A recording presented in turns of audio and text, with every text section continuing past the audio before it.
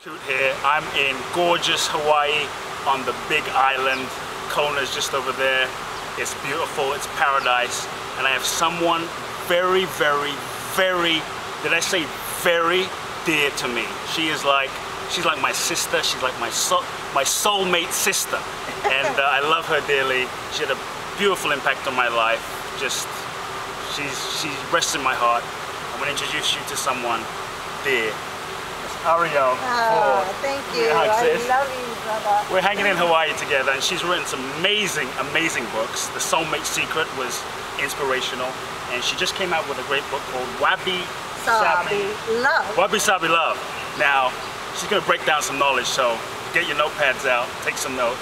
What is Wabi Sabi Love? Well, Wabi Sabi is an ancient Japanese art form that honors all things old and worn and weathered and imperfect. And it seeks to find beauty and perfection in imperfection. In imperfection? Yes. So how, you know, we often look for perfection. We're trained to look for perfection in the world. We want to be perfect. We often have these preconceived ideas. How does someone find perfection in imperfection?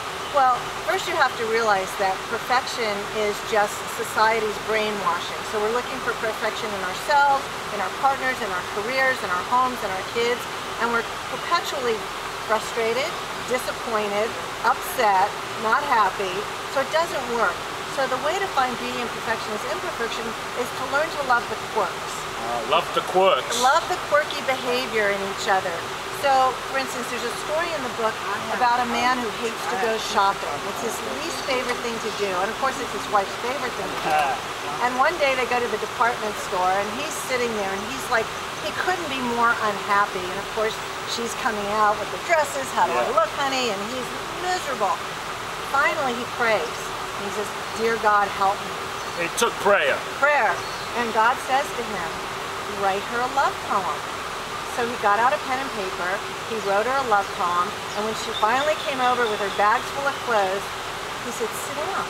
And he reads her this love poem. And of course, she cries and he cries and they hug and kiss. But that's not the end of the story. A week later, she's back in the same store with her mother. And she sees a young couple in the dress department, and she instantly recognizes the pain on the young man's face.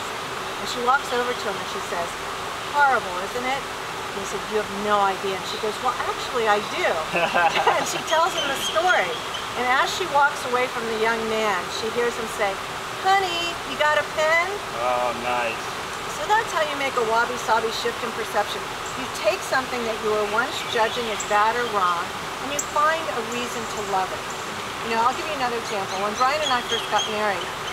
And by the way, folks, that's Brian. Brian, turn around. You got to do this. Turn the camera around. That's Brian right there. Love you guys. Here's the Soulmate Secret. I love these two too. Soulmate. They're my soul. One's my soul lover and one's my soul bud. That's right. All right. So, but he was watching, you know, basketball, and I didn't know when I married him that he was like a jock, that he had played pro ball, that he'd college basketball. He was like this major athlete, and I always hated sports on TV. And I thought, oh my God, I'm going to spend the rest of my life, and basketball is going to be on. And I thought, well, you know what? I love him so much. I want to find something about basketball and love too. So I agreed to watch the last quarter of any game he was really into. So I did that for a while, but it still wasn't interesting. And then I noticed one day, every team had at least one really short player. And I thought, I'm going to root for the short guy. Okay. And all of a sudden, basketball became fun for me. And I started falling in love with guys named Jason Kidd and Avery Johnson and all these little guys in the NBA. And now we had something to share. And he did the same thing for me. He loves film and going to the movies, but he likes serious art film. And I like chick flicks. But you know what? He's happy to go to chick flicks because he knows it makes me happy.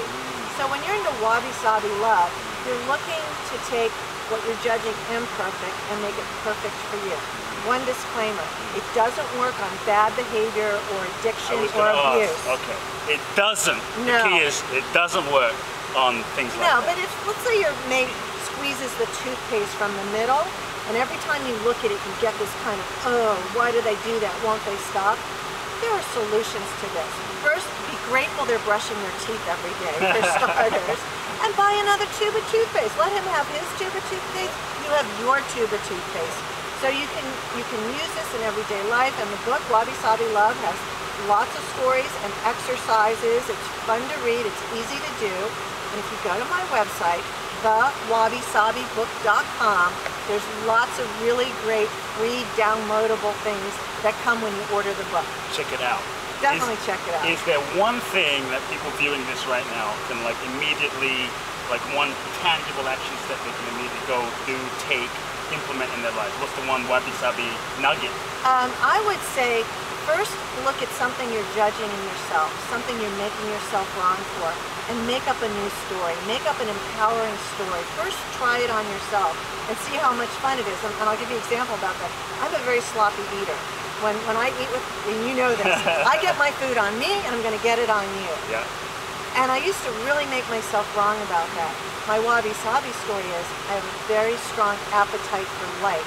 So me getting food all over the place is a good thing. You're enthusiastic. I'm an enthusiastic eater. Enthusiastic eater. Awesome.